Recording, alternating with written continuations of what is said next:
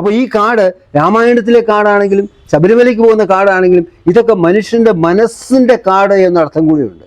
അതായത് വിഡിതമാകുന്ന കഴുതയും ക്രൂരതയാകുന്ന സിംഹവും അഹംബോധമാകുന്ന ആനയും ഒക്കെ കുടികൊള്ളുന്ന മൃഗങ്ങൾ കുടികൊള്ളുന്ന ഒരു മനസ്സാകുന്ന കാട് ശ്രീരാമൻ കാണിക്കുന്നത്. അമ്പും വില്ലുമാണ് കയ്യിലിരിക്കുന്നത്. കർമ്മത്തിൻ്റെ മഹത്വമാണ് കാണിക്കുന്നത്. കർമ്മത്തിൻ്റെ മഹത്വം എന്ന് പറയുന്നത് ധർമ്മത്തെ രക്ഷിക്കുക എന്നുള്ളതാണ്. വിഭീഷണൻ രാവണനിൽ നിന്നും മാറിയത് തന്നെ ശരിയാണോ എന്ന് ചോദിക്കുന്നുണ്ട്. നിങ്ങൾ ആലോചിച്ച് നോക്കൂ, അതിന് മറുപടി കുംഭകർണൻ തന്നെ പറയുന്നുണ്ട്. നമസ്കാരം. വോയിസ് ഓഫ് കുറ്റൂരിന്റെ മറ്റൊരു പുതിയ എപ്പിസോഡിലേക്ക് എല്ലാവർക്കും സ്വാഗതം. ഇന്ന് നമ്മൾ രാമായണത്തിന്റെ പൊരുൾ തേടിയുള്ള ഒരു യാത്ര തുടങ്ങുകയാണ്. മാനവധർമ്മത്തിന്റെ പ്രസക്തി, അതിന്റെ പ്രാധാന്യം ഇത്രയേറെ ഉയർത്തിപ്പിടിച്ച ഒരു ഗ്രന്ഥം എവിടെയും ഉണ്ടെന്ന് തോന്നുന്നില്ല.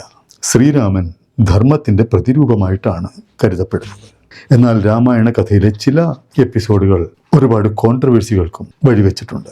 ഉദാഹരണത്തിന് ഒളിയം പെയ്ത് ബാലിയെ വധിക്കുന്നത്, സീതയെ വനത്തിൽ ഉപേക്ഷിക്കുന്നത്, ഇതൊക്കെ ധർമ്മമാണോ? ഇങ്ങനെയൊക്കെയുള്ള ചോദ്യങ്ങൾ രാമായണത്തെ ചുറ്റിപ്പറ്റി ഉയർന്നു വരുന്നുണ്ട്. ബഹുഭാഷാ പണ്ഡിതനും വേദപണ്ഡിതനുമൊക്കെ ആയ ശ്രീ രമേശ് ഇളമൺ നമ്പൂതിരി നമ്മോടൊപ്പമുണ്ട്.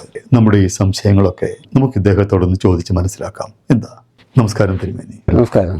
രാമായണത്തിലെ രാമനെ ധർമ്മത്തിന്റെ പെർസോണിഫിക്കേഷനായിട്ടാണ് അല്ലെങ്കിൽ പ്രതിരൂപമായിട്ടാണ് നമ്മൾ കരുതിപ്പോകുന്നത്. അങ്ങക്ക് എന്ത് തോന്നുന്നു? രാമായണം ശരിയായി പഠിക്കുന്ന വിദ്യാർത്ഥിക്ക് ഒരു കാര്യം ബോധ്യമാകും. സമ്പൂർണമായൊരു ധർമ്മശാസ്ത്രമാണ് രാമായണം. രാമൻ്റെ അയനം എന്നാണല്ലോ രാമായണത്തിൻ്റെ ഒരർത്ഥം. രാമൻ്റെ യാത്ര. സത്യത്തിൽ രാമായണം രാമൻ്റെ യാത്ര മാത്രമല്ല, ഓരോ ജീവാത്മാവിൻ്റെയും പിറന്നു വീഴുന്ന നിമിഷം മുതലുള്ള ഭൂമിയിലെ ഭൗതിക ജീവിതത്തിൻ്റെ യാത്രയാണ്. രാമൻ കാട്ടിലൂടെയാണല്ലോ പോയത്. ഈ കാട് വേദാന്തത്തിൽ ആവർത്തിക്കപ്പെടുന്ന ഒരു പദവും ഒരു മുഹൂർത്തവുമാണ്. നമ്മുടെ മനസ്സ് തന്നെയാണ് ഈ കാട്. ശബരിമലയിലെ കിരാത സ്തോത്രത്തിൽ മഹാരണ്യമൻ മാനസാന്തർ നിവാസാൻ അഹങ്കാര ഹിംസാര ദുർവാ മൃഗാദീൻ ഹരന്തം കിരാതാവതാരം ചരന്തം പരം ജ്യോതിരൂപം ഭജേ ഭൂതനാഥം എന്ന് പറയുന്നു. അയ്യപ്പ, എൻ്റെ മനസ്സൊരു ആരണ്യമായിരിക്കുന്നു, അവിടെ വന്ന് വസിക്കുക, എന്നിട്ടൊരു പള്ളിവേട്ട നടത്തി എൻ്റെ മനസ്സിനെ ശുദ്ധീകരിക്കുക. സിംബോളിക്കാണ്.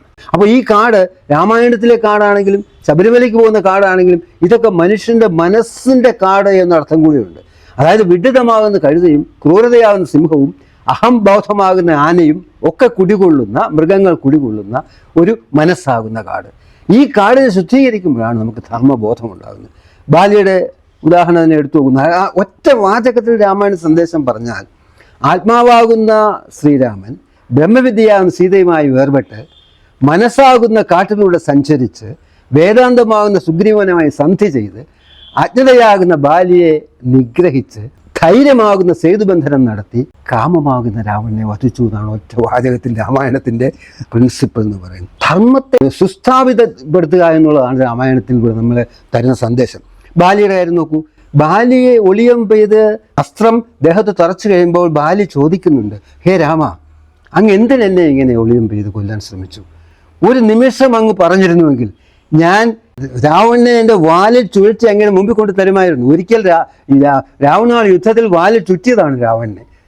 ബാലി പറഞ്ഞ വാചകം രാമായണത്തിലെ ലങ്കാപുരത്തെ ത്രികടാചലത്തോടും ശങ്കാവിഹീനം ദശാസ്ത്രനോടും കൂടി ബന്ധിച്ചു ഞാൻ അരനാഴിക കൊണ്ട് നിന്നെ അന്തികയെ വെച്ച് തൊഴുതേനും ആദരാൽ എന്നാണ് പറയും.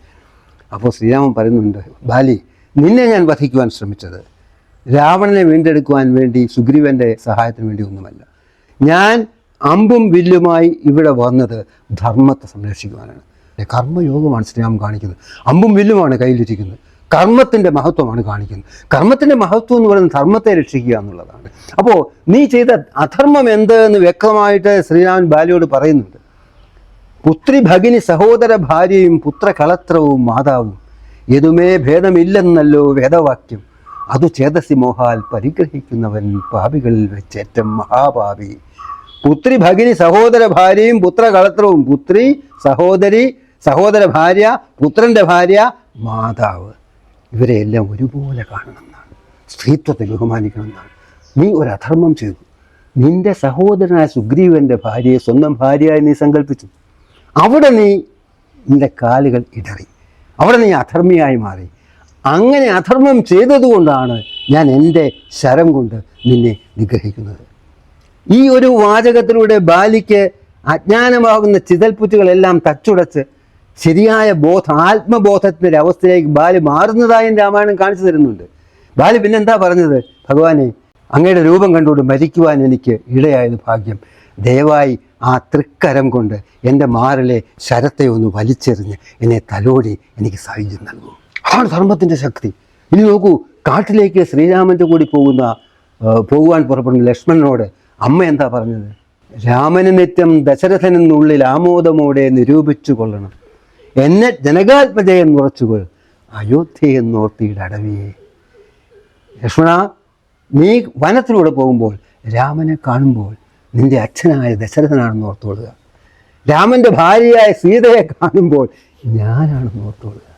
സ്വന്തം ജ്യേഷ്ഠനെ പിതാവായും ജ്യേഷ്ഠപത്നിയെ മാതാവായും സങ്കല്പിക്കണമെന്ന് ഉപദേശിക്കുന്ന ഒരു മാതാവിനെയാണ് രാമായണം കാട്ടിത്തരുന്നത്. അവിടെയാണ് ധർമ്മത്തിൻ്റെ ശക്തി. ഈ ധർമ്മം നമ്മുടെ മനസ്സിലേക്ക് കടത്തിത്തരുവാൻ വേണ്ടിയാണ് രാമായണം ഇത്രയൊക്കെ എഴുതി വെച്ചിരിക്കുന്നത്. ഭരതൻ്റെ ധർമ്മം നോക്കൂ, ഒരു സഹോദര ധർമ്മം. ഈ വനവാസ കാലത്തൊക്കെയും രാമൻ വനവാസത്തിന് പോകുമ്പോൾ പാദകം, നമുക്കറിയാം, പാദകം തലയിൽ വെച്ച് 3 പ്രദർശനം ചെയ്ത് അയോധ്യയിൽ വന്ന് ശ്രീരാമൻ്റെ പാദകം വെച്ച് പൂജിച്ചുകൊണ്ട് രാജ്യം ഭരിച്ച ഭരതൻ. അന്ന് അദ്ദേഹം കഴിച്ചത് ഗോമൂത്രത്തിൽ ചാലിച്ച ഗോതമ്പ് മണികളായിരുന്നു. നോക്കൂ, ഒരു സഹോദരൻ്റെ ത്യാഗബുദ്ധി.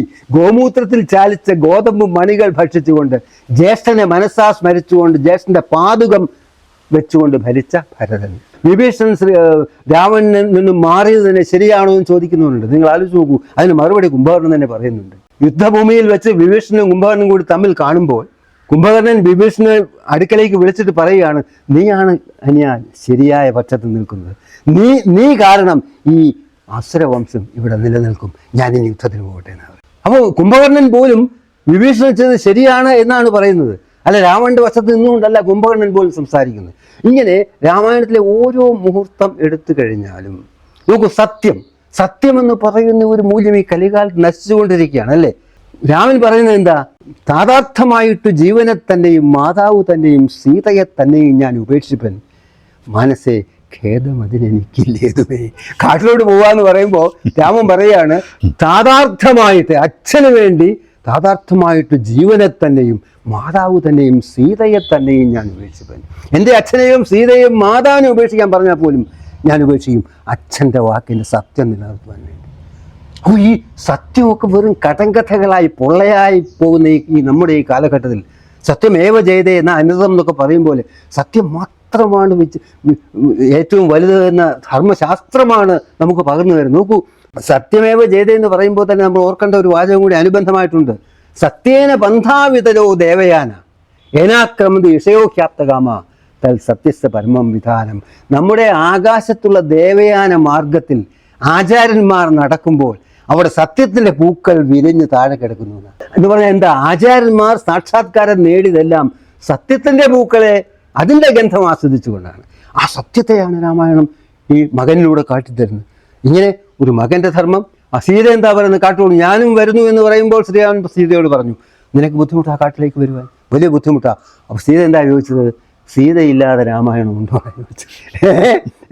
ഊന്നുപടിയായിട്ട് ഭാര്യ ഭർത്താവിനോടൊപ്പം നിൽക്കണമെന്നാണല്ലോ ശാസ്ത്രം. വിവാഹ സൂക്തത്തിൽ തന്നെ പറയുന്നത്, ആദ്യമായ വധുവിനെ കാണുമ്പോൾ വരൻ പറയുന്നത്, ദേവന്മാർ നിന്നെ എനിക്ക് ദാനമായി തന്നിരിക്കുന്നു, ആദ്യത്തെ മന്ത്രം തന്നെ. അപ്പോൾ ഇതാണ് സീതയും പറഞ്ഞത്, ഞാനില്ലാതെ രാമായണമുണ്ടോ? ഞാനില്ലാതെ രാമായണമുണ്ടോ? അങ്ങയുടെ കൂടെ നിഴലായി നിൽക്കുക എന്നല്ലേ ഭാര്യാധർമ്മം. ഇങ്ങനെ ധർമ്മത്തിൻ്റെ കൗതുകകരങ്ങളായ വ്യത്യസ്തങ്ങളായ ചിന്തോദ്ദീപകങ്ങളായ സുമുഹൂർത്തങ്ങളെ പ്രോജ്വലമായി നമുക്ക് പകർന്നു തരികയാണ് രാമായണം എന്ന ഗ്രന്ഥം. അതിനെ ഒരു ആഴമുള്ള വിദ്യാർത്ഥിയായിട്ട് പക്ഷാഭേദങ്ങൾ ഒന്നുമില്ലാത്ത സ്വതന്ത്ര ചിന്തയോടുകൂടി രാമായണത്തെ സമീപിക്കുന്ന വിദ്യാർത്ഥിക്ക് ഈ ധർമ്മത്തിൻ്റെ ഒരു തലോടലിൻ്റെ സുഖം, അനുഭൂതി, ആശീർവാദം ഒക്കെ അനുഭവിക്കാൻ കഴിയും. അത് നമുക്ക് അനുഭവിക്കാൻ കഴിയട്ടെ എന്ന് ഞാൻ പ്രാർത്ഥിക്കുന്നു. രാമായണത്തിൻ്റെ സത്ത മനസ്സിലാക്കാതെയാണ് പലരും വിമർശനങ്ങൾ ഉന്നയിക്കുന്നത്. അതെ അതെ അതെ, എന്തിനിത് എഴുതി വെച്ചിരിക്കുന്നു എന്ന് മനസ്സിലാക്കാതെ ചില ഭാഗങ്ങൾ മാത്രം അടർത്തിയെടുത്തിട്ടാണ് നമ്മൾ പലപ്പോഴും ഇതിനെ വീക്ഷിച്ച് സമഗ്രമായി ഇതിനെ കാണുന്നില്ല എന്നുള്ളതാണ് കുഴപ്പം. രാമായണത്തിലെ ഇത്തരം വിശേഷങ്ങൾ ഈ എപ്പിസോഡ് കൊണ്ട് തീരുന്നില്ല. വരും എപ്പിസോഡുകളിൽ നമുക്ക് മറ്റു കാര്യങ്ങൾ അദ്ദേഹത്തോട് ചോദിച്ചറിയാം. എന്താ? This is Radhakrishnan Kuttoor signing off from voice of Kuttoor, bridging heritage and headlines. Thank you.